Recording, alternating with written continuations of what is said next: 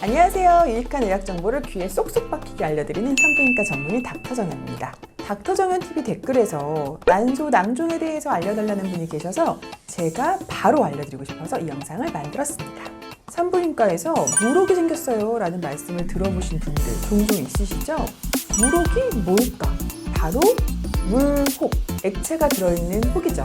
낭종이라고 부릅니다. 난소의 물혹이 왜 생길까요?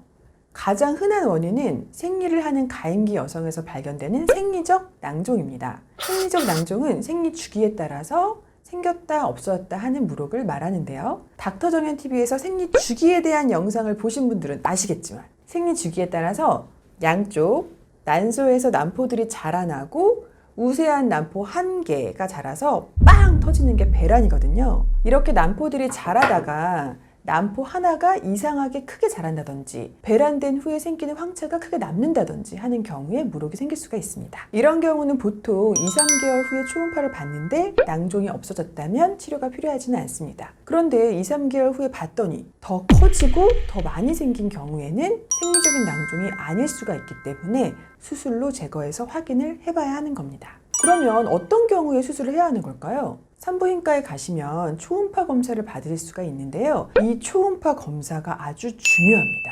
난소 낭종은 보통 증상이 없기 때문에 초음파 검사를 통해서 발견할 수가 있고 초음파 검사의 소견으로 수술을 할지 말지를 결정할 수 있기 때문인데요. 먼저 낭종이 8cm보다 큰 경우는 혹이 주변 장기를 누를 수 있고 양성 종양이거나 악성 종양일 수 있기 때문에 수술을 받아야 합니다. 8cm보다는 작은데 깨끗한 물만 있는 모양이 아니라 고체 덩어리도 보이고 혈관이 발달해 있다면 수술을 결정하게 됩니다. 또 낭종이 점점 커지는 경우에도 수술을 하게 됩니다. 간혹 이 낭종이 증상을 나타내는 경우에는 응급수술이 필요한 경우가 많은데요. 낭종이 꼬이거나 터지는 경우가 있죠. 혹이 커지다가 스스로 뱅그르 돌아서 꼬이는 경우에 배가 장이 꼬이듯이 굉장히 아픕니다. 또 물혹에서 혈관이 터져서 뱃속으로 피가 고이는 경우에는 복막염 증상을 일으켜서 기침을 하거나 걸을 때 배가 울리는 것처럼 아픕니다. 그래서 갑자기 배가 아픈 경우에는 바로 산부인과로 가셔서 진료를 보셔야 합니다.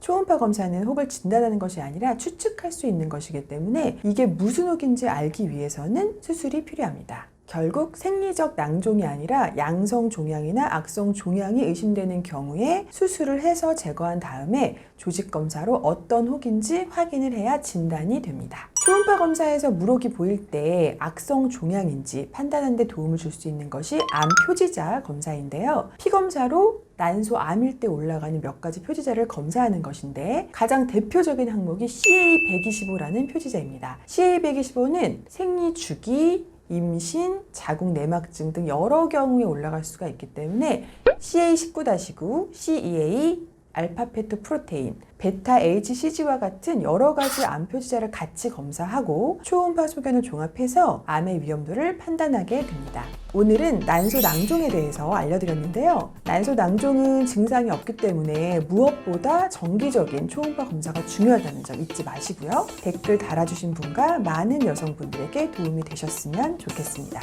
그럼 저는 다음 주 월요일 날 더 좋은 의학 정보를 가지고 찾아오겠습니다. 안녕!